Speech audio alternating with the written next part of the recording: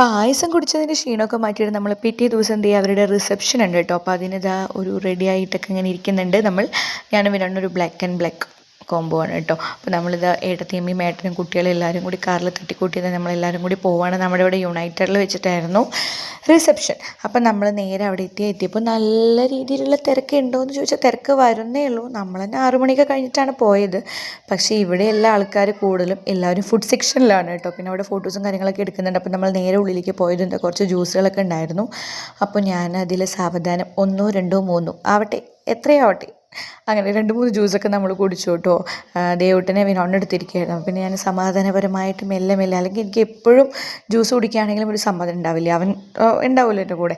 അപ്പോൾ വിനോടിനാണെങ്കിൽ പിന്നെ കുറച്ച് നേരം അങ്ങനെ സേഫ്. അങ്ങനെ 2, 3 തരം ജ്യൂസുകൾ ഞാൻ കുടിച്ചു എന്നാണ് എൻ്റെ ഒരു ഓർമ്മയിൽ.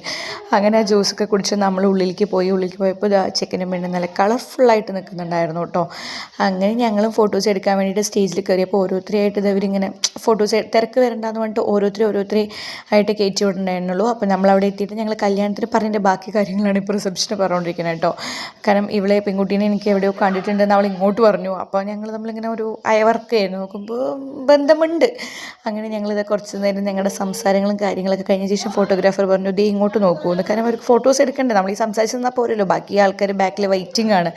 അങ്ങനെ നമ്മൾ ഫോട്ടോസും കാര്യങ്ങളൊക്കെ കുറച്ച് നേരം എടുത്തു, വീഡിയോസും ഒക്കെ എടുത്തിട്ട് ഇങ്ങനെ ഓരോന്ന് സംസാരിക്കണമെന്നുണ്ട്.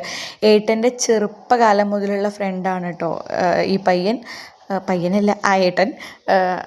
ചെറുപ്പം മുതലേ ഇവർ ഒരുമിച്ച് കളിച്ച് വളർന്ന, അങ്ങനെ ഭയങ്കരമായിട്ട് പിന്നെ കുറച്ചിങ്ങനെ ഓരോരുത്തരും ഓരോ ലൈഫ് ഇങ്ങനെ ആയപ്പോൾ കുറച്ച് കോണ്ടാക്റ്റും കാര്യങ്ങളൊക്കെ കുറഞ്ഞു എന്ന് മാത്രം. പക്ഷേ ചെറുപ്പം മുതലുള്ള ബെസ്റ്റ് ഫ്രണ്ട്സാണ്. പിന്നെ എൻ്റെ ഡാൻസിൻ്റെ കുട്ടിയെ കണ്ടു, അവളോട് സംസാരിച്ച് നല്ല രീതിയിൽ ഫുഡും കഴിച്ച് നമ്മൾ വീട്ടിലേക്ക് വന്നു. അപ്പോൾ വീഡിയോ സബ്സ്ക്രൈബ് ചെയ്യണം, മറക്കല്ലേ.